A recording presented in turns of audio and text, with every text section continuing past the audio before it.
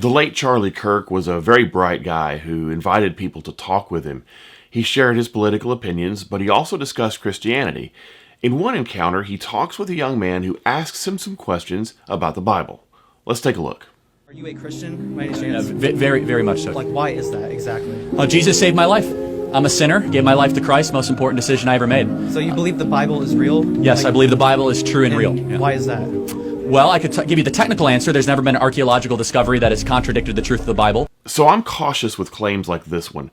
What Charlie mentions is based on a famous quote that Jewish scholar Nelson Glick made in 1959.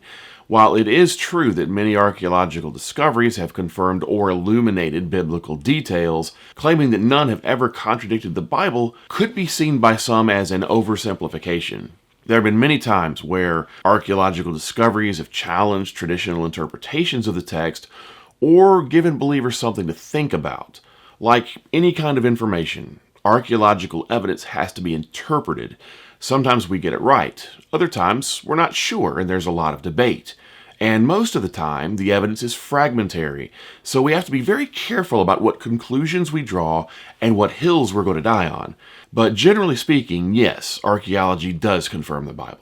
And then, of course, the wisdom. There is not a truth of the Bible that if you apply to your life does not improve dramatically. The Bible does offer profound wisdom for life, and at the risk of making it sound like the Bible offers a guarantee of immediate benefits, I will say this. Look at different parts of the New Testament in particular. Go to Galatians chapter 5, look at the works of the flesh, and avoid all of those things. Just a couple of verses later, look at the fruit of the Spirit, and start working on developing all of those things in your life. Look at the Beatitudes, and do the same thing. You know what's going to happen if everyone made a concerted effort to do this? Practice qualities like love, patience, goodness, peacefulness, and the rest. Stronger families, generational stability, less corruption and crime, reduction in violence and domestic abuse, safer neighborhoods, fewer prisons and rehabilitation centers, less need for police, all because of biblical wisdom. And then finally, we have the most accurate and transparent, historically robust account that one can have of the most important figure ever to live in the history of the world, Jesus of Nazareth. And the resurrection is the pinpoint of my belief that Jesus did rise from the grave so that we may live. This statement rightly emphasizes the historical credibility of the Gospels, but it needs some qualification. Again, this is a common talking point among some apologists, that we have more historical information for Jesus than any other figure in history. Well, yes and no.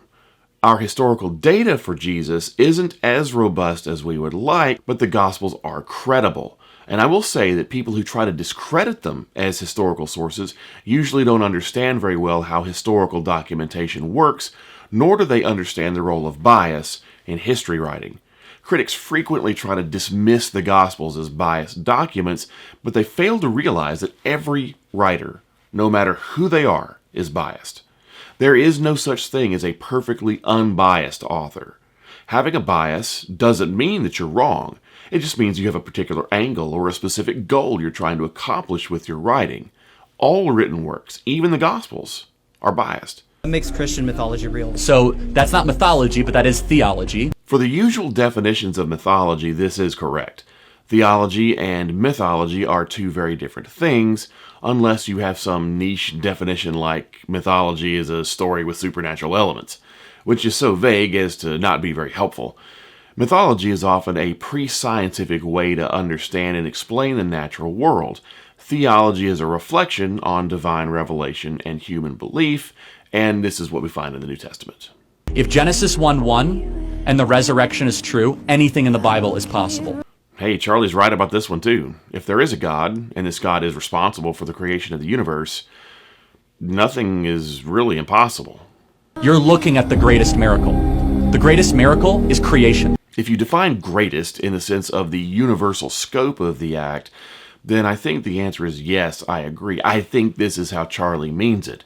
But I also believe that he would have agreed that if you think about the effect on mankind, the resurrection is the greatest miracle because it is an essential piece of the redemption of humanity. And then the fact that Jesus rose from the dead. And I say, how do you know that Jesus rose from the dead? Well, show me another historical piece of a story where so many people willingly died a brutal death for a lie. Every single person around him had everything to lose, and yet they went to the absolute death, from Paul to Peter to the half-brother of James, saying that Jesus is Lord, Jesus rose from the dead. So a lot of skeptics and atheists criticize this kind of argument, although I think a lot of times they're off target. Critics will say things like, well, many Muslims make it a point to die martyrs' deaths. From the secular or Christian perspective, these people are dying for a lie. And yes, that's true. But we're talking about modern people who never knew the prophet Muhammad. They've been indoctrinated into this belief that he was a prophet. What Charlie was talking about are the original disciples who had eyewitness experiences with Jesus and would have known the truth about whether he was resurrected or not.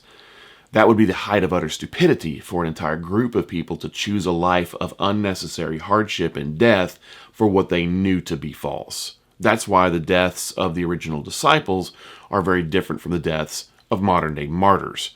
Modern people are indoctrinated into a point of view centuries removed from the original events. Jesus' followers would have experienced the events firsthand and would have known the truth. Not to mention, if you were going to fake a story, you would not use female witnesses in the ancient world. In the scriptures, it said that the women were the first one to see Jesus Christ. If you're trying to fake a story, you would never do that. Christian apologists often make this point because women's testimony carried relatively little weight in first century Jewish and Greco-Roman culture. A sad truth of history is that women have often been treated as less important and less intelligent, and they have often been considered less reliable in legal contexts. What this means is that the gospel writers were fabricating a resurrection story. They wouldn't have used women as eyewitnesses.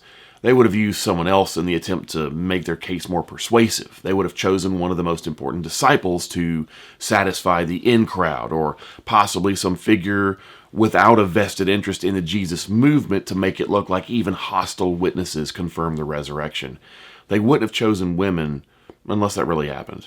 So Charlie wasn't really off target with anything that he said, but some of these things could have been a little more nuanced. Of course, in public situations, you usually don't have the luxury of discussing fine details when you're doing a rapid-fire back and forth. But what Charlie said is worth considering.